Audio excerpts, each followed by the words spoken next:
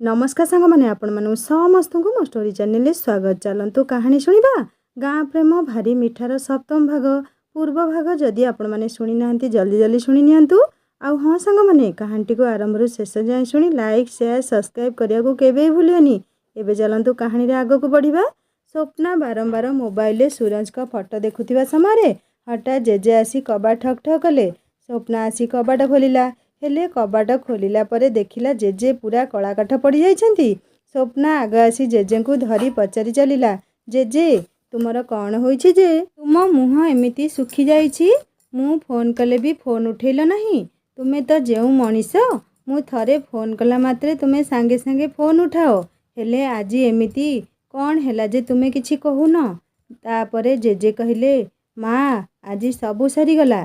स्वप्ना कला जेजे तुमे कौन कहूच मु किछि बुझी पारुनी। स्वप्ना भाबुथाए निश्चय सूरज किछि कहिछंती, नहेले जेजे एमिति कहि नथांते। सेथिपई तांको मुह सुखी कलाकाठ पड़ी जाइछि। से कौन करिबो पुणी भाबुथाए जेउ जेजे ताकू माँ आउ बापा उभयक स्नेह देई बड़ करिछंती सेई जेजेको मुह को से आजी पोड़ी पकाउछि। आउ जेते जहा कले मध्य से सम्मान कण आउ फेरी आसीबो। से भाबुथाए जाउछि जेजेंका हाथ गोड़ धरी क्षमा मागिबी, सी जहा करिबे आउ जहा दंड देबे ताकू मथा नत करी सही जिबार अछि। एहा कही जेजेंको क्षमा प्रार्थना करबाकू गला बेलकू जेजे कहिले अरे माँ कौन कहबी सूरज एक्सीडेंट होइछि, से जीवन मरण सह युद्ध करुछि आउ से आईसीयू रे अछि। कौन एबे कराहबो काहा मुंड किछि काम करू नाही। तू जेतेबेले मते बारंबार फोन कलु मु आउ उठाइबा अवस्था रे नथिली, सेथिपई सीधा चली आसिली। आउ कौन करिथांती कह। सेठी समस्तंकर ए हृदय विदारक दृश्य देखी मो छाती भी फाटी जाउथाए। स्वप्ना सेठी सेमिति निर्वाक होई बसी रहिताए। से आजी कौन भाबुथुला आउ से जेजेंठार आजी कौन शुणुछि। से भाबुछि प्रभु तुमे एते निष्ठुर केमिति पालटिल। मो सूरज को आजी तुमे एमिति अवस्था रे पुणी अमेरिका रे रखिदेल। एहा कही से निजकू आयतरे रखी न पारी भो भो होई कांदिबाकू लागिला। से आउ निजकू संभाली न पारी जेजेंक सहित निर्मला देवींक घर को गले। सेठारे जो परिवेश ताकू संभालिबा बहुत कष्टकर। तथापि सुधाकर बाबू समस्त को बुझासुझा करी अमेरिका जीवा पई प्रक्रिया आरंभ करिया पई संदीप बाबू कहले। संदीप कहले आपण व्यस्त हुंतुनी, मु देखुची कौन करिहेबो। एबे तांको पाखकू पुणी जीव किए, सेई अनुसारे मते सबु जिनिस प्रस्तुत करिया को पड़िबो।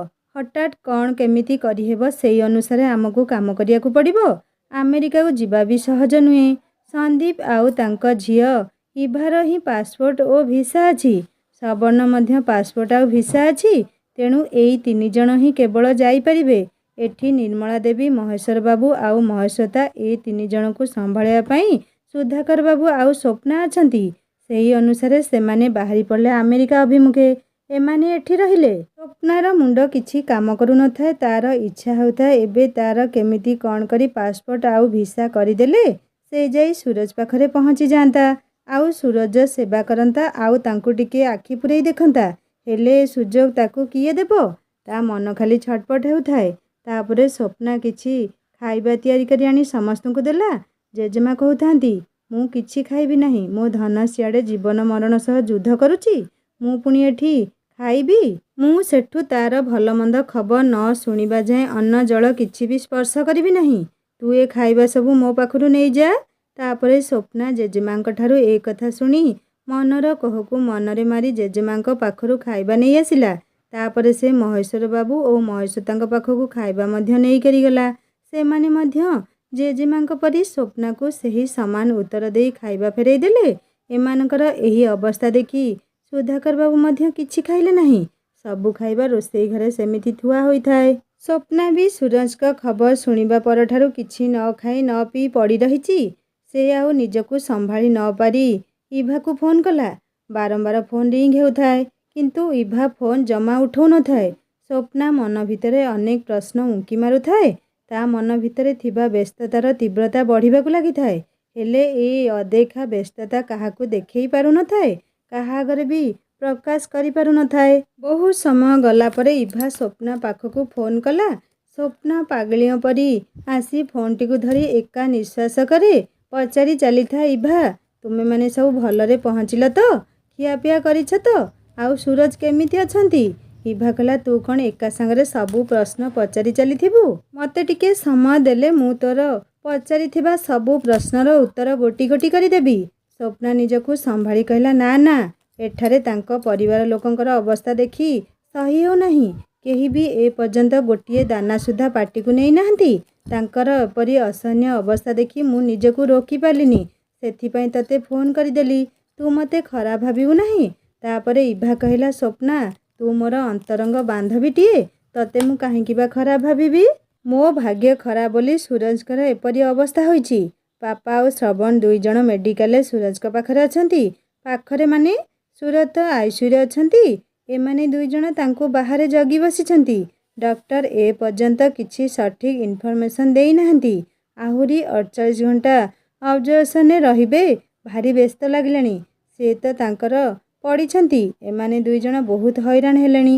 ଆଉ ଯାହା ଖବର ଆସିଲେ ମୁଁ ତତେ ନିଶ୍ଚୟ ଜଣେଇବି। ମୁଁ ଯାଉଛି ଟିକେ ରେଷ୍ଟ ନେବି। ତାପରେ ସ୍ୱପ୍ନା ଫୋନ୍ ରଖିଲା। ସେ ରୁମ୍କୁ ଯାଇ ଭୋ ଭୋ ହୋଇ କାନ୍ଦିବାକୁ ଲାଗିଲା। ଖାଲି ଭଗବାନଙ୍କୁ ଏତିକି ଗୁହାରି କରୁଥାଏ କି ମୋ ଜୀବନ ପରିବର୍ତ୍ତେ ମୋ ସୁରଜକୁ ଯେତେ ଶୀଘ୍ର ପାରୁଛନ୍ତି ଭଲ କରିଦିଅ। ମୋ ପାଖରେ ମୋ ଜୀବନ ମୂଲ୍ୟଠାରୁ ମୋ ସୁରଜଙ୍କ ଜୀବନ ମୂଲ୍ୟ ବହୁତ ବେଶୀ। ହଠାତ୍ ସ୍ୱପ୍ନା ପାଖକୁ ଇଭାର ଫୋନ୍ ଆସିଲା। ସ୍ୱପ୍ନା ଦୌଡ଼ି ଯାଇ ଫୋନ୍ଟିକୁ ଧରି ଇଭାକୁ ପଚାରିଲା, ସୁରଜଙ୍କ ଦେହ କିପରି ଅଛି? ଇଭା କହିଲା, ଯେମିତି ଥିଲେ ସେମିତି ହିଁ ଅଛନ୍ତି।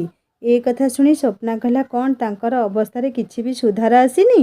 ଇଭା କହିଲା, କିଛି ବି ଭଲ ଅବସ୍ଥା ଆସିଲେ ମୁଁ ତତେ ନିଶ୍ଚୟ କହିବି। ସ୍ୱପ୍ନା ଏକଥା ଶୁଣି ଫୋନ୍ଟିକୁ ରଖିଦେଇ ଯାଇ ଜେଜେମାଙ୍କୁ କହିଲା, ଜେଜେମା, ତୁମ ନାତି ଧୀରେ ଧୀରେ ଭଲ ହେବାକୁ ଲାଗିଲେଣି। ଏଥର ଚାଲ ସମସ୍ତେ ଖାଇଦେବ। ଜେଜେମା କହିଲେ, ତୁ ଆମକୁ ମିଛ କହୁଛୁ କାହିଁକି? ନା, ଏମିତି କହିଲେ ଆମେମାନେ ଖାଇଦେବୁ। ସ୍ୱପ୍ନା କହିଲା, ଜେଜେମା, ମୁଁ କ'ଣ କେବେ ଆପଣମାନଙ୍କୁ ମିଛ କହିପାରିବି? ମୋ ଫୋନ୍ ଦେଖନ୍ତୁ। ଇଭା ଏବେ ମୋତେ ଫୋନ୍ କରିଥିଲା। ସେ ଯାହା ସୁରଜଙ୍କ ବିଷୟରେ କହିଲା ସେଇ କଥା ମୁଁ ଆପଣମାନଙ୍କ ଆଗରେ କହୁଛି। ତାପରେ ଜେଜେମା କହିଲେ, ତୋ ଫୋନ୍ ମୋତେ ଦେ, ମୁଁ ଦେଖିବି ତୁ ଆମକୁ ସତ କହୁଛୁ ନା ମିଛ କହୁଛୁ। ତାପରେ ସତକୁ ସତ ଜେଜେମା ଇଭାର ଫୋନ୍ ଦେଖିଲେ। ଆଉ ସ୍ୱପ୍ନା ଯାହା କହୁଥିଲା ତାହା ସତ ଥିଲା। ତାପରେ ସ୍ୱପ୍ନା ଜେଜେମାଙ୍କୁ କହିଲା, ଆପଣ ଏବେ ମୋ କଥା ବିଶ୍ୱାସ କଲେ ତ? ଚାଲନ୍ତୁ ଏଥର ସମସ୍ତେ ଟିକେ ଟିକେ କ'ଣ ଖାଇଦେବେ। ମୁଁ ତାହେଲେ ଯାଇ ଖାଇବା ବାଢ଼ୁଛି। ସମସ୍ତେ ଆସନ୍ତୁ। ଶାନ୍ତି କହିଲା, ମୁଁ ଯାଇ ଡାଇନିଂ ଟେବୁଲ ସଫା କରୁଛି। ସ୍ୱପ୍ନା, ମା, ତୁମେ ଯାଇ ଖାଇବା ଆଣ। ସ୍ୱପ୍ନା ଯାଇ ସବୁ ଖାଦ୍ୟ ଆଣି ଡାଇନିଂ ଟେବୁଲରେ ରଖିଲା। ପୁଣି ସମସ୍ତଙ୍କୁ ଯାଇ ଡାକି କରି ଆଣିଲା। ସୁଧାକର ବାବୁ, ଜେଜେମା, ମହେଶ୍ୱର ବାବୁ, ମହେଶ୍ୱତା ଆସି ଖାଇଲେ। ସ୍ୱପ୍ନା ସମସ୍ତଙ୍କୁ ଖାଇବାର ଦେଖି ମନେ ମନେ ଭାବୁଥାଏ, ସୁରଜ, ତୁମ ପାଇଁ ପରିବାର ଲୋକ କେତେ ବ୍ୟସ୍ତ ହେଉଛନ୍ତି ତୁମେ ଉଠିଲେ ଜାଣିବ। ତୁମେ ଶୀଘ୍ର ଭଲ ହୋଇଗଲେ ଆମେରିକାରୁ ନେଇ ଆସି ଏଠାରେ ରଖି ତୁମର ଉପଯୁକ୍ତ ସେବା ଓ ଯତ୍ନ କରିବୁ। ମୁଁ ତୁମ ପାଖେ ପାଖେ ରହି ତୁମର ସବୁ ଛୋଟ ବଡ଼ ଆବଶ୍ୟକତାକୁ ପରିପୂରଣ କରୁଥିବି। ସମସ୍ତେ ଖାଇସାରି ନିଜ ନିଜ ରୁମ୍କୁ ଶୋଇବାକୁ ଗଲେ। ସ୍ୱପ୍ନା ସେମିତି ନୀରବ ହୋଇ ବସି ରହିଥାଏ। ଜେଜେମା ଶୋଇବାକୁ ଯାଉଥିଲେ ସ୍ୱପ୍ନାକୁ ଏମିତି ବସିଥିବା ଦେଖି ତା ପାଖକୁ ଆସି ପଚାରିଲେ, ଆମ ମନକୁ ବୁଝାଇ ସୁଝାଇ ତ ତୁ ଖୁଆଇ ଦେଇ ତୁ ନିଜେ ଉପାସରେ ରହିଲୁ କାହିଁକି? ତୋର ଶ୍ରବଣ ସହିତ ବାହାଘର ଠିକ୍ ହୋଇଛି। ହେଲେ ତୁ ସୁରଜ ପାଇଁ ଯେତିକି ବ୍ୟସ୍ତ ହେଉଛୁ, ଏମିତି ବ୍ୟସ୍ତତା ମୁଁ କେବେ କାହାଠାରେ ଦେଖିନି। ମୁଁ ସେମିତି କିଛି ମନରେ ଭାବନା ରଖି କହୁନି। ଏମିତି କହୁ କହୁ କହିଦେଲି, ତୁ ମୋ କଥାକୁ କେବେ ମନରେ ଧରିବୁନି ନା କେବେ ମନ ଦୁଃଖ କରିବୁନି। ରାତି ଅନେକ ହେଲାଣି, ସମସ୍ତେ ଶୋଇପଡ଼ିଲେଣି। ତୁ ବି ଯା ଶୋଇପଡ଼। କାଲି ସକାଳେ ଅନେକ କାମ ରହିଛି। ମୁଁ ମନେ ମନେ ଭାବିଥିଲି ସୁରଜ ପାଖରୁ କିଛି ଭଲ ଖବର ଶୁଣିବା ପରେ ମୁଁ ପାଖ ମହାଦେବ ମନ୍ଦିର ତା ଲାଗି ରୁଦ୍ରାଭିଷେକ କରିବି। ସକାଳ ହେଲା। ଜେଜେମାଙ୍କର ଆଦେଶ ସମସ୍ତେ ନିଜ ନିଜର ନିତ୍ୟକର୍ମ ସାରି ବାହାରି ପଡ଼ିଲେ ଗ୍ରାମର ମହାଦେବ ମନ୍ଦିରକୁ। ଜେଜେମା ଆଗରୁ ସୁରଜ ଆରୋଗ୍ୟ କାମନା ନିମନ୍ତେ ମନ୍ଦିରର ପୂଜକଙ୍କ ସହିତ କଥାବାର୍ତ୍ତା ହୋଇସାରିଥିଲେ। ପୂଜକଙ୍କ କହିବା ଅନୁଯାୟୀ ସବୁ ଜିନିଷ ଯୋଗାଡ଼ ହୋଇଯାଇଥିଲା। ଏମାନେ ସମସ୍ତେ ସେହି ପୂଜାରେ ଯାଇ ଯୋଗ ଦେଇ ସୁନ୍ଦର ଭାବରେ ପୂଜାକୁ ସଫଳ କରିଥିଲେ। ତାପରେ ମନ୍ଦିରରେ ପ୍ରସାଦ ଖାଇ ସମସ୍ତେ ସୁରଜଙ୍କର ଦୀର୍ଘ ଆୟୁଷର କାମନା କରିଥିଲେ। ସମସ୍ତେ ଯାଉଥିବା ସମୟରେ ହଠାତ୍ ଶ୍ରବଣର ଫୋନ୍ ଆସିଲା। ମହେଶ୍ୱର ବାବୁ ଫୋନ୍ ଉଠାଇ ପ୍ରଥମେ ସୁରଜ ବିଷୟରେ ପଚାରିଲେ, ସୁରଜ ଦେହ କିପରି ଅଛି? ଶ୍ରବଣ କହିଲା, ଡକ୍ଟର କହିଥିଲେ ସୁରଜଙ୍କର 48 ଘଣ୍ଟା ପରେ ସୁରଜ କେମିତି ଅଛନ୍ତି ତାହା ଜଣାପଡ଼ିବ। ହେଲେ ଭଗବାନଙ୍କ ଆଶୀର୍ବାଦରୁ 36 ଘଣ୍ଟା ପରେ ହୋସ୍ ଆସିଲା। ଦେଖିବାକୁ ଗଲେ ସେ ପୁରା ଠିକ୍ ଅଛି, କିନ୍ତୁ ସେ ଦୁର୍ଘଟଣାରେ ମୁଣ୍ଡରେ ଆଘାତ ଲାଗିଥିବାରୁ ସେ ତାର ସ୍ମରଣ ଶକ୍ତି ହରାଇ ବସିଛି। ତାର ସ୍ମରଣ ଶକ୍ତି ସେ କେବେ ଫେରି ପାଇବ ତାହା ବି ଡକ୍ଟର କହିପାରୁନାହାନ୍ତି। ଡକ୍ଟର କହିଛନ୍ତି ମେଡ଼ିକାଲରେ 1 ମାସ ରହିବା ପାଇଁ, ତାପରେ ତାକୁ ଆମେ ଏଇଠିକୁ ଆଣିବା। ତୁମେମାନେ ଏବେ ଚିନ୍ତାମୁକ୍ତ ହୋଇ ରୁହ। ଶ୍ରବଣ କଥା ଶୁଣି ଜେଜେମା କହିଲେ, ସତରେ ଭଗବାନ ଶିବ ତୁମକୁ ମୋର କୋଟି କୋଟି ଦଣ୍ଡବତ। ତୁମ ପାଖରୁ ରୁଦ୍ରାଭିଷେକ କରି ଆସିଛୁ କି ନାହିଁ, ତୁମେ ଦେଖାଇଦେଲ ତୁମର ମହିମା। ସ୍ୱପ୍ନା କହିଲା, କ'ଣ ହେଲା ଜେଜେମା? ଶ୍ରବଣ କ'ଣ କହୁଛନ୍ତି? ସୁର ଠିକ୍ ଅଛନ୍ତି ତ? ଜେଜେମା କହିଲେ, ସେ ଏବେ ଖାଲି ବଞ୍ଚିଛି, କିନ୍ତୁ ତାର ସ୍ମରଣ ଶକ୍ତିକୁ ସେ ହରାଇ ବସିଛି। ଡକ୍ଟର କହିଛନ୍ତି ସେଠାରେ ତାକୁ ମାସେ ରଖାହେବ, ତାପରେ ସେ ତାକୁ ଘରକୁ ଛାଡ଼ିଦେବେ। ମୁଁ ଭାବୁଛି ମାସେ ପୁରିଗଲା ପରେ ଆମେ ତାକୁ ଆମେରିକାରୁ ଏଠାକୁ ନେଇ ଆସିବା, ତାପରେ ତାର ଏଇଠି ସେବା ଯତ୍ନ କରିବା ଓ ତାର ସ୍ମରଣ ଶକ୍ତିକୁ ଫେରାଇ ଆଣିବା। ସ୍ୱପ୍ନା ଜେଜେମାଙ୍କ କଥା ଶୁଣି ଜେଜେମାଙ୍କୁ କହିଲା, ତୁମେ ଜମା ବ୍ୟସ୍ତ ହୁଅ ନା, ମୁଁ ତାଙ୍କର ସେବା ଯତ୍ନ କରିବି। ମୁଁ ତୁମକୁ କଥା ଦେଉଛି, ଯେମିତି ହେଲେ ମୋ ପ୍ରଚେଷ୍ଟା ଦ୍ୱାରା ନିଶ୍ଚିତ ଭାବରେ ମୁଁ ତାଙ୍କର ସ୍ମରଣ ଶକ୍ତି ଫେରାଇ ଆଣିବି। ତା ପଛରେ ମହେଶ୍ୱତା ଠିଆ ହୋଇ ସ୍ୱପ୍ନା ଓ ଜେଜେମାଙ୍କର କଥୋପକଥନ ଶୁଣୁଥିଲେ। ସଙ୍ଗେ ସଙ୍ଗେ ଆସି ସ୍ୱପ୍ନାକୁ କୁଣ୍ଢାଇ ଧରି ଭୋ ଭୋ ହୋଇ କାନ୍ଦିବାକୁ ଲାଗିଲେ। ଆଉ କାନ୍ଦି କାନ୍ଦି କହିଲେ, ସତରେ ତୋ ଚେଷ୍ଟା ବଳରେ ମୋ ପୁଅ ତାର ସ୍ମରଣ ଶକ୍ତିକୁ ଫେରି ପାଇବ, ତାର ହଜିଲା ଅତୀତକୁ ଫେରି ପାଇବ। ସତରେ ମୋ ପୁଅ କେବେ ମୋ ପାଖକୁ ଠିକ୍ ହୋଇ ଆସିବ। ମୋତେ ସବୁ ସ୍ୱପ୍ନ ପରି ଲାଗୁଛି। ମହେଶ୍ୱର ବାବୁ କହିଲେ, ମୋ ପୁଅ କାହାର କେବେ ଅନିଷ୍ଟ ଚିନ୍ତା କରିନାହିଁ, ତେଣୁ ସେ ନିଶ୍ଚୟ ଭଲ ହୋଇ ପୁଣି ଆମ କୋଳକୁ ଫେରି ଆସିବ। ମାନୁଛି ତାର ସ୍ମରଣ ଶକ୍ତି ସେ ହରାଇ ବସିଛି, ହେଲେ ଆମେମାନେ ଆପ୍ରାଣ ଚେଷ୍ଟା କରିବା ତାର ସ୍ମରଣ ଶକ୍ତିକୁ ଫେରାଇ ଆଣିବା ପାଇଁ। ତେଣିକି ଭଗବାନ ଯାହା କରିବେ। ସେ ଯେଉଁ ପ୍ରକାର ଦୁର୍ଘଟଣା ହୋଇଥିଲା ସେଥିରେ କେମିତି କୁହ ସେ ବଞ୍ଚିଗଲା। ହୁଏତ ତାର ଭାଗ୍ୟ କିମ୍ବା ଆଉ କାହାର ତା ପାଇଁ ପ୍ରାର୍ଥନା, ତାର ଭଗବାନ ସର୍ବଦା ମଙ୍ଗଳ କରନ୍ତୁ। ତାପରେ ସ୍ୱପ୍ନା ଏ କଥା ମଧ୍ୟ ଜେଜେଙ୍କୁ କହିଲା। ଜେଜେ ମଧ୍ୟ ଏ କଥା ଶୁଣି ଭାରି ଖୁସି ହେଲେ। ତାପରେ ମାସେ କିପରି ହେବ ସମସ୍ତେ ଦିନ ଗଣୁଥାନ୍ତି। ସ୍ୱପ୍ନା ମଧ୍ୟ ସୁରଜଙ୍କ ପାଇଁ ଶିବ ମନ୍ଦିରରେ ଏକ ବ୍ରତ ରଖିଥାଏ। ସେ ବ୍ରତରେ ସିଏ ଦିନରେ ମାତ୍ର ଥରେ ଖାଇ ରହୁଥିଲା, ଆଉ ରାତ୍ରି ଉଜାଗର ରହି ତାଙ୍କ ପାଇଁ ଦୀପ ଜାଳୁଥିଲା। ସତରେ ଯେମିତି ତା ପୂଜା ବିଧିର ଭକ୍ତି ଆଉ ପରାକାଷ୍ଠା ଦେଖି ଶିବ ମହାଦେବ ଯେମିତି ତରଳି ଯାଉଥିବେ। ସୁର ଦିନକୁ ଦିନ ଭଲ ହେବାକୁ ଲାଗିଲା। ସେ ସେଠି ସମସ୍ତଙ୍କୁ ଦେଖୁଥାଏ, ଆଉ ଲାଗୁଥାଏ ସେ ଯେମିତି କାହାକୁ ଖୋଜୁଛି। ଆଉ ସମସ୍ତଙ୍କୁ ଦେଖି ପଚାରିବା ଆରମ୍ଭ କଲା। ସମସ୍ତଙ୍କୁ ପଚାରୁଥାଏ, ମୁଁ କିଏ, ମୋର ପରିଚୟ କ'ଣ, ଆଉ ଏଠି ମୁଁ କାହିଁକି ଅଛି, ଆଉ ଏଠାରେ ମୁଁ କ'ଣ ପାଇଁ ରହିଛି, ମୋତେ ଏଠି କେଉଁ କାରଣ ପାଇଁ ରଖିଛ। ଆଉ ଇଭାକୁ ଦେଖି କହିଲେ, ଏଠାରେ ତ 2 ଜଣ ପୁରୁଷ ଲୋକ ଅଛନ୍ତି, ଏ ଝିଅ କିଏ ଓ ଏଠି କ'ଣ ପାଇଁ ଅଛନ୍ତି। ଶ୍ରବଣ ତା ଭାଇର ଏପରି ଅଦ୍ଭୁତ ବ୍ୟବହାର ଦେଖି ସେ ଆଶ୍ଚର୍ଯ୍ୟ ହୋଇଗଲା। ସେ କହିଲା, ସୁରଜ ଭାଇ, ତୁ କ'ଣ କାହାକୁ ସତରେ ଚିହ୍ନି ପାରୁନୁ? କାହାକୁ ନ ଚିହ୍ନିଲେ ନାହିଁ, ମୋତେ ତ ଅନ୍ତତଃ ଚିହ୍ନି ପାରୁଥିବୁ। ସୁରଜ ଶ୍ରବଣ କଥା ଶୁଣି ଆଶ୍ଚର୍ଯ୍ୟ ହୋଇଯାଉଥାଏ, ଆଉ ଆବା କାବା ହୋଇ ତା କଥାକୁ ଅଜଣା ଲୋକ ଭଳି ଚାହିଁ ରହିଥାଏ। ଠିକ୍ ଏହି ସମୟରେ ଡକ୍ଟର ଆସି ପହଞ୍ଚିଗଲେ, ଆଉ କହିଲେ, ସେ ଏବେ ଏବେ ଉଠିଛନ୍ତି, ତାଙ୍କୁ ଏବେ ରେଷ୍ଟ ଦରକାର। ଆପଣମାନେ ତାଙ୍କୁ ଟିକେ ଏକା ଛାଡ଼ି ଦିଅନ୍ତୁ। ସେ ଏକା ରହିଲେ ହୁଏତ ପୂର୍ବ କଥାକୁ ହୁଏତ ମନେ ପକାଇ ପାରିବେ। ଡକ୍ଟରଙ୍କ କଥା ଶୁଣି ସନ୍ଦୀପ ବାବୁ, ଶ୍ରବଣ ଓ ଇଭା 3 ଜଣ ଯାକ ବାହାରକୁ ଚାଲି ଆସିଲେ। ସୁରଜ ସେମିତି ତାଙ୍କୁ ଚାହିଁ ରହିଥାଏ। ସୁରଜ ପାଖରୁ 3 ଜଣ ଯାକ ଆସିବା ପରେ ଇଭା ଯାଇ ଗୋଟିଏ ଜାଗାରେ ବସି ମନେ ମନେ ଭାବୁଥାଏ, ମୋର ସୁରଜକୁ ବାହା ହେବାଟା ଠିକ୍ ହେବ ନା ଭୁଲ ହେବ। ସୁରଜଙ୍କର ଏପରି ଅବସ୍ଥା ଦେଖି ମୋତେ ଭାରି ଭୟ ଲାଗୁଛି। ଭବିଷ୍ୟତରେ ମୁଁ ଯଦି ତାଙ୍କୁ ବାହା ହୁଏ, ତାହେଲେ ମୋ ଲାଇଫଟା କେବଳ ତାଙ୍କ ସେବା କରି କରି ନଷ୍ଟ ହୋଇଯିବ। ମୁଁ ଜଣେ ଉଚ୍ଚଶିକ୍ଷିତା ଝିଅ। ମୋର ସିନା ବାଲ୍ୟକାଳ ଏହି ଗ୍ରାମରେ କଟିଛି, କିନ୍ତୁ ମୋର ଆଉ ସବୁ ପାଠପଢ଼ା ଆମେରିକା ଭଳି ପାଶ୍ଚାତ୍ୟ ଦେଶରେ ହୋଇଛି। ସେଠାରେ ରହି ମୁଁ ଯେଉଁ ପାଠ ପଢ଼ିଛି ତାର ଭବିଷ୍ୟତ ପାଇଁ କେତେ ସୁନେଲି ସ୍ୱପ୍ନ ଦେଖିଛି। ସେ ସ୍ୱପ୍ନକୁ ମୁଁ ଏତେ ସହଜରେ ଭାଙ୍ଗିବା ପାଇଁ ଦେବିନି। ତେଣୁ ମୋତେ ମୋ ନିଜର ଭବିଷ୍ୟତ ପାଇଁ ଯେମିତି ହେଲେ ଏ ବାହାଘରକୁ ଭାଙ୍ଗିବାକୁ ପଡ଼ିବ। ହେଲେ ଏକଥା ମୁଁ କହିବି କାହାକୁ, ଓ ଯଦିଓ କହିବି ଶୁଣିବ ବା କିଏ। ତଥାପି ଚେଷ୍ଟା କରିବି ପାପାଙ୍କୁ କହିବା ପାଇଁ, କାରଣ ମୁଁ ମୋ ଲାଇଫର ସବୁ କଥା ମୋ ପାପାଙ୍କ ସହିତ ହିଁ ସେୟାର କରିଥାଏ। ତଥାପି ମୋତେ କିଛି ଦିନ ଭାବିବାକୁ ପଡ଼ିବ ଓ ତାପରେ ହିଁ ମୁଁ କିଛି ନିଷ୍ପତ୍ତି ନେଇପାରିବି। ତଥାପି ମୁଁ ଯେତିକି ଅନୁଭବ କରିଛି, ସୁରଜଙ୍କର ମୋ ସହିତ ବାହାଘର ଠିକ୍ ହେବା ପରେ ଓ ଆମେରିକାରୁ ଆସିବା ଠାରୁ ଏ ଗ୍ରାମରେ ରହିଥିବା ସମୟ ମଧ୍ୟରେ ମୋ ପ୍ରତି ଯେ ତାଙ୍କର କୌଣସି ଦୁର୍ବଳତା ଭାବ ରହିଛି ତାହା ମୁଁ କେବେ ଦେଖିପାରିଲି ନାହିଁ କିମ୍ବା ଅନୁଭବ କରିପାରିଲି ନାହିଁ। ସିଏ ଯେ ମୋତେ ଆଗାମୀ ଦିନରେ ବାହା ହେବେ ତାର କୌଣସି ନିଶ୍ଚିତତା ନାହିଁ। तथापि ମୁଁ ଯେତିକି ଭାବୁଛି ଏ ବାହାଘର ବୋଧହୁଏ ମୋ ଭାଗ୍ୟରେ ଲେଖା ନାହିଁ। ମୋ ଜାଣିବାରେ ସୁରଜ ବହୁତ ଭଲ ପିଲା, ସେ ବି ବହୁତ ଭଲ ସ୍ୱଭାବର। ହେଲେ ମୋତେ ଯାହା ଲାଗେ ତାଙ୍କ ମନଟା ଯେମିତି ଆଉ କାହା ପାଖରେ ବନ୍ଧା ପଡ଼ିଛି। ସିଏ ହୁଏତ ପରିବାର ମାନ ସମ୍ମାନକୁ ଆଖି ଆଗରେ ରଖି ଏ ପ୍ରସ୍ତାବରେ ରାଜି ହୋଇଥିଲେ। ହେଲେ ମୋତେ ଯାହା ବି ହେଉ ତାଙ୍କ ସେ ମନର ମଣିଷକୁ ତାଙ୍କ ହାତରେ ଛନ୍ଦି ଦେବାକୁ ପଡ଼ିବ। ତାପରେ ମୁଁ ମୋ କଥା ଭାବିବି। ତଥାପି ସେ ଯେତେ ଦିନ ପର୍ଯ୍ୟନ୍ତ ଏଇଠି ଥିବେ ମୁଁ ନିଶ୍ଚିତ ଭାବରେ ତାଙ୍କର ସେବା ଯତ୍ନ କରୁଥିବି।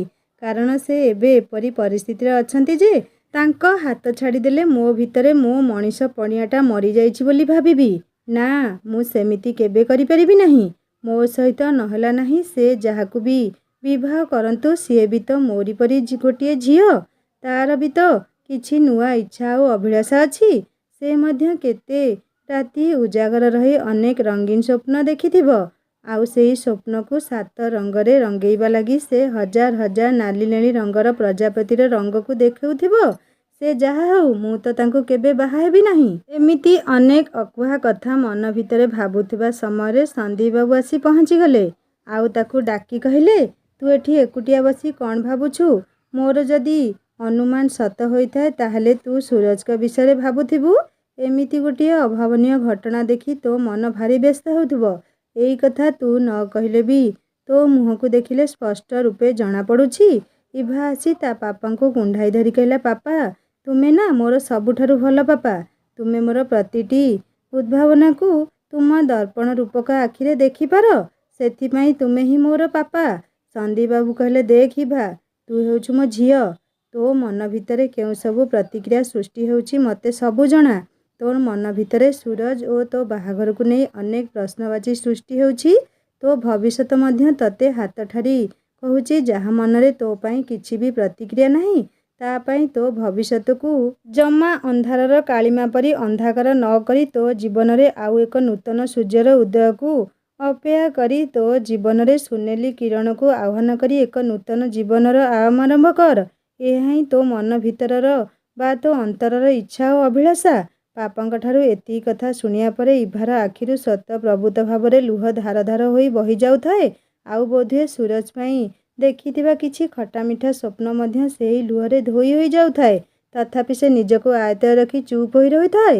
ତାପରେ ଶ୍ରବଣ ଆସି ତାଙ୍କ ପାଖରେ ପହଞ୍ଚି କହିଲା, ଅଙ୍କଲ, ଶୀଘ୍ର ଚାଲନ୍ତୁ, ଡକ୍ଟର ଆପଣଙ୍କୁ ଡାକୁଛନ୍ତି।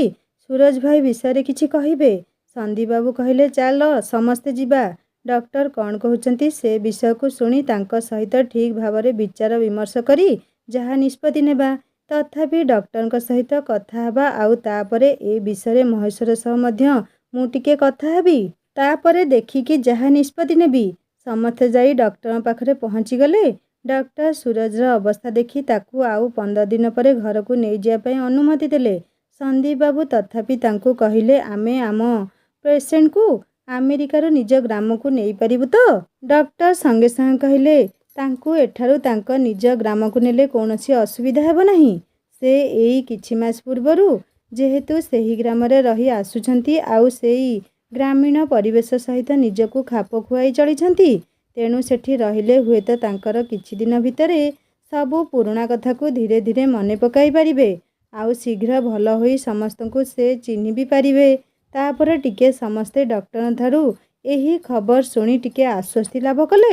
ମହେଶ୍ୱର ବାବୁ ପୁଣି ଥରେ ତାଙ୍କ କାମରେ ସହରକୁ ଚାଲିଗଲେ।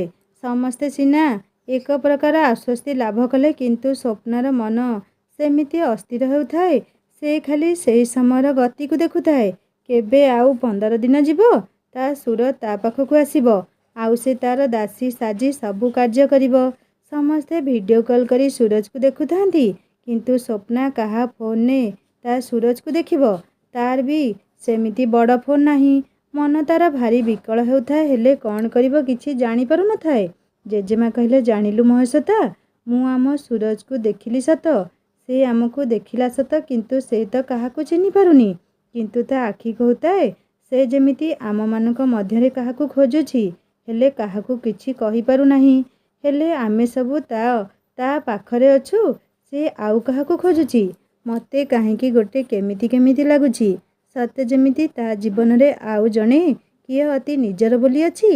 ସେ ଆଉ ଆମେରିକାରେ କାହାକୁ ପ୍ରେମ କରୁନଥିଲା ତ? ଏଠାରେ ଖାଲି ପରିବାର କଥାର ଚାପରେ ସେ ଇଭାକୁ ବାହା ହେବା ପାଇଁ ରାଜି ହୋଇଛି। ତାକୁ ତ ସେଇ କଥା ବାରମ୍ବାର ସମସ୍ତେ କହୁଥିଲେ, ହେଲେ ସେ କାହା କଥା ଶୁଣୁଛି ଯେ? ଅବା ଏବେ କହି ଥାନ୍ତା କି କ'ଣ? ଭଗବାନ ତାର ଏମିତି ଏକ ଅବସ୍ଥା କଲେ ଯେ ସେ ତାର ସ୍ମରଣ ଶକ୍ତିକୁ ହରାଇ ବସିଲା। ଏବେ ସେ କିଏ ଆଉ କାହାର ପୁଅ, ଆଉ କାହାର ନାତି, ଆଉ କାହାର ଭାଇ ଓ ଆଉ କିଏ ତାର ଜୀବନସାଥୀ ହେବ ସେ ବିଷୟରେ ସେ କିଛି ବି ଜାଣିନି। ଏମିତି ଆଉ କୋଉଦିନ ତାର ଲୋକମାନଙ୍କୁ ସେ ଜାଣିବ ଆଉ ଚିହ୍ନିବ ସେ କଥା ସେ ଭାବୁଥାନ୍ତି। ଠିକ୍ ଏହି ସମୟରେ ସୁଧାକର ବାବୁ ଆସି ନିର୍ମଳା ଦେବୀଙ୍କ ପାଖରେ ପହଞ୍ଚିଲେ ଆଉ କହିଲେ, ଭାଉଜ ଆପଣ ଏବେ ଟିକେ ସୁରଜ ବିଷୟରେ ନିଶ୍ଚିତ ହେଲେ? ଯାହା ହେଉ ଭଗବାନ ଦୟାରୁ ସେ ଧୀରେ ଧୀରେ ସୁସ୍ଥ ଆଡ଼କୁ ଗତି କରି ଚାଲିଛି। ମାନୁଛି ସେ ସ୍ମରଣ ଶକ୍ତି ହରାଇଛି ସତ, କିନ୍ତୁ ଆଜି ମୁଁ କହୁଛି ସେ ନିଶ୍ଚୟ ଖୁବ୍ କମ୍ ଦିନ ଭିତରେ ତା ସ୍ମରଣ ଶକ୍ତିକୁ ଫେରି ପାଇବ ଆଉ ଆପଣଙ୍କୁ ଜେଜେମା ବୋଲି ସମ୍ବୋଧନ କରିବ। ନିର୍ମଳା ଦେବୀ କହିଲେ, ସୁଧାକର ତୁମ ତୁଣ୍ଡ ସୁତୁଣ୍ଡ ହେଉ। ସେମିତି ହେଲେ ତ ମୁଁ ସେଦିନ ଏଇ ଗ୍ରାମବାସୀମାନଙ୍କୁ ନିଶ୍ଚୟ ପେଟ ଭରି ଖାଇବାକୁ ଦେବି ଆଉ ସବୁ ଲୋକଙ୍କୁ ନୂତନ ବସ୍ତ୍ର ଦାନ କରିବି। ହେଲେ ମୋ ରଙ୍କରତ୍ନ ଆସିଲେ ମୁଁ ନିଶ୍ଚୟ ଏସବୁ କରିବି। ତା ବାଟକୁ ମୁଁ ଚାହିଁ ରହିଛି। ଦିନ ରାତି ଖାଲି ତାରି କଥା ଭାବୁଛି। ମୋ ଚନ୍ଦ୍ରବଦନା କେବେ ମୋ ଘରକୁ ଆସିବ? ଆଉ ଗୋଟିଏ କଥା ଜାଣିଛ ସୁଧାକର, ସ୍ୱପ୍ନା ସୁରଜ ପାଇଁ ଭାରି ବ୍ୟସ୍ତ। ସେ ତା ଲାଗି ସବୁ କରିବା ପାଇଁ ରାଜି ଅଛି। ମୋତେ ଲାଗୁଛି ସ୍ୱପ୍ନାର ଆଉ ସୁରଜ ପ୍ରତି ଭଲ ପାଇବା ସୃଷ୍ଟି ହୋଇନି ତ? ସୁଧାକର ବାବୁ କହିଲେ, ସୁରଜଙ୍କର ଆମ ଘରକୁ ଯିବା ଆସିବା ସମୟରେ ମୋତେ ବି ଏମିତି ଅନୁଭବ ହେଉଥିଲା। ମୁଁ ଅବଶ୍ୟ ଏ କଥା କାହାକୁ କିଛି କହିନଥିଲି। ତାପରେ ଶୁଣିଲି ଯେ ସନ୍ଦୀପର ଝିଅ ଇଭା ସହିତ ସୁରଜର ବାହାଘର ଠିକ୍ ହୋଇଛି ଆଉ ଶ୍ରବଣ ସହିତ ସ୍ୱପ୍ନାର ବାହାଘର ହେବ ବୋଲି ଆପଣ ମୋତେ କହିଲେ। ତାପରେ ମୁଁ ଆଉ କିଛି କହିଲି ନାହିଁ। ଭାବିଲି ଯାହା ବି ହେଉ ସେ ତ ତୁମ ଘରର ବୋହୂ ହେବାକୁ ଯାଉଛି। ସେ ସୁରଜକୁ ବାହା ହୋଇଥାନ୍ତା, ତାକୁ ନ ବାହା ହୋଇ ଶ୍ରବଣକୁ ବାହା ହେବ। ସ୍ୱପ୍ନା ବି କିଛି ତାର ପ୍ରତିବାଦ କରିନଥିଲା। ହୁଏତ ମୋ ସମ୍ମାନ ପାଇଁ କିଛି କହିନଥିବ। ଭାଉଜ ଆମେ ଏତେ କଥା ସେ ଦୁଇଜଣଙ୍କୁ ନେଇ ଭାବୁଛେ। ସତରେ ସେମାନଙ୍କ ଭିତରେ ଅଛି ଯଦି କିଛି ତାହା ବି ଆମେ ଜାଣିନେ। ଆମେ କ'ଣ ପାଇଁ ଏତେ କଥା ହେଉଛେ? ନିର୍ମଳା ଦେବୀ କହିଲେ, ଚାଲ ଘରକୁ ଯିବା। ସୁଧାକର ବାବୁ କହିଲେ, ଭାଉଜ ସ୍ୱପ୍ନା ପଛେ ଆପଣମାନଙ୍କ ଘରେ ଥାଉ, ମୁଁ କିନ୍ତୁ ଯାଉଛି ଘରକୁ। ଘରଟା ତାଲା ପଡ଼ି ଏତେ ଦିନ ହେଲାଣି ରହିଲାଣି, ଟିକେ ସଫା କରିଦେଇ ଆସିବି। ନିର୍ମଳା ଦେବୀ କହିଲେ, ତୁମେ ଏଠାରେ ରୁହ, ମୁଁ ଶାନ୍ତିକୁ ଡ୍ରାଇଭର ସହିତ ପଠାଇ ଦେଉଛି। ସେ ଯାଇ ଘର ସବୁ ସଫା କରିଦେଇ ଆସିବ। ତାପରେ ନିର୍ମଳା ଦେବୀ ଶାନ୍ତିକୁ ଡାକି ଯିବା ପାଇଁ କହିଲେ। ଶାନ୍ତି ଯାଇ ସୁଧାକର ବାବୁଙ୍କ ଘରକୁ ଯାଇ ଘରଗୁଡ଼ିକ ସଫା କରି ପୁଣି ଥରେ ଘର ତାଲା ପକାଇ ଆସିଲା। ସୁଧାକର ବାବୁ ଏପଟେ ଘର ବାହାରେ ବସି କାହା ସହିତ କଥା ହେଉଥିଲେ। ହଠାତ୍ ତାଙ୍କ ନଜର ଶାନ୍ତି ଉପରେ ପଡ଼ିଥିଲା। ସେ ଶାନ୍ତିକୁ ଡାକି କହିଲେ, ଘର ସବୁ ସଫା କରି ଆସିଲୁ ତ? ଠିକ୍ ଭାବରେ ତାଲା ଦେଲୁ ତ? ଘର ଭଲ ଅବସ୍ଥାରେ ଥିଲା? ଶାନ୍ତି କହିଲେ, ଆଜ୍ଞା। ଘର ସବୁ ଖୋଲି ଭଲ ଭାବରେ ସଫା କରି ତାଲା ପକାଇ ଆସିଲି। ଏହା କହି ଶାନ୍ତି ଘରର ଚାବି ସୁଧାକର ବାବୁଙ୍କ ହାତକୁ ବଢ଼େଇ ଦେଲା। ତାପରେ ସୁଧାକର ବାବୁ କହିଲେ, ମୁଁ ଏ ଚାବିକୁ ଧରି କୁଆଡ଼େ ବୁଲିବି? ତୁ ଏ ଚାବିକୁ ନେଇ ସ୍ୱପ୍ନାକୁ ଦେଇଦେ, ସେ ରଖିଥିବ। ଶାନ୍ତି ନେଇ ଘରର ଚାବି ସ୍ୱପ୍ନାକୁ ଦେଇଦେଲା।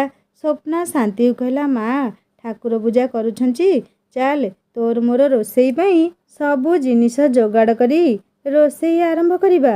ତାପରେ ଦୁଇଜଣ ଯାକ ରୋଷେଇ କରିବା ପାଇଁ ଗଲେ। ସ୍ୱପ୍ନା ବସି ରୋଷେଇ କରୁଥାଏ, କିନ୍ତୁ ମନ ମଧ୍ୟରେ ସୁରଜଙ୍କ କଥା ବସି ଭାବୁଥାଏ। ସେଇ ଭାବନା ମଧ୍ୟରେ ସବୁ ରନ୍ଧା ସରିଗଲା। ସମସ୍ତଙ୍କୁ ଡାକି ଖାଇବାକୁ ଦେଲା।